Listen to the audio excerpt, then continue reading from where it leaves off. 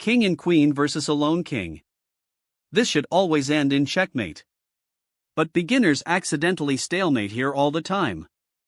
Learn the box method, and you'll never turn a win into a draw again. Here's the starting position. White has a king on e1 and a queen on h1. Black has a lone king on e5. This should always be a win for white, but you need a system. That system is called the box method. The queen creates an invisible box around the enemy king. Think of it like an electric fence. The king cannot cross the lines the queen controls. Your job is to shrink this box until the king is trapped on the edge of the board. White plays queen to h5.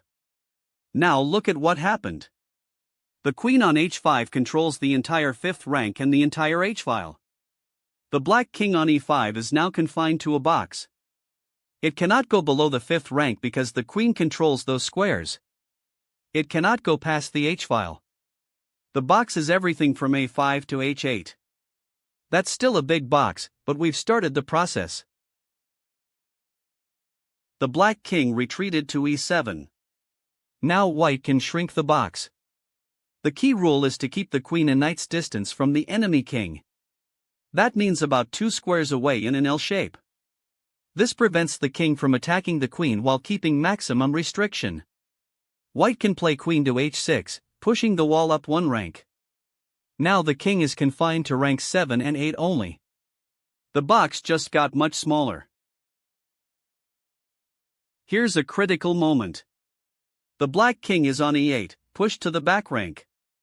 The queen is on h5, controlling everything. But the queen cannot deliver checkmate by herself. White's king must come up to help. The king is now on e6, right in front of the enemy king. This is called opposition. The two kings face each other with 1 square between them. White's king controls d7, e7, and f7, taking away the black king's escape squares. Now the queen can deliver the final blow. This is the most important part of the lesson. Stalemate. The black king is on a8, white's king is on b6, and the queen is on h1. White is winning, but one wrong move throws it all away. If white plays queen to a1, what happens? The black king has no legal moves. It's not in check, but it cannot move anywhere. That's stalemate. A draw. You just threw away a winning game.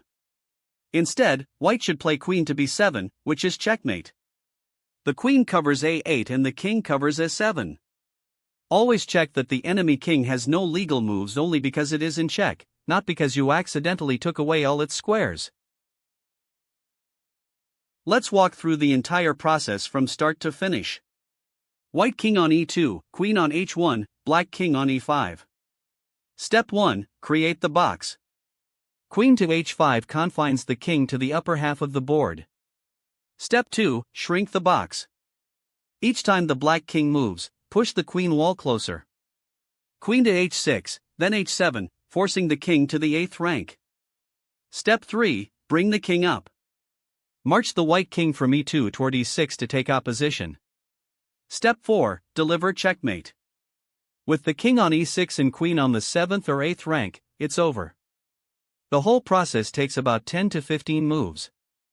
Practice this until it's automatic. And that's the box method. This final position says it all. White queen on a7, white king on b7, black king on a8. Checkmate. The queen controls the entire 7th rank and the a-file. The king covers b8 and a8.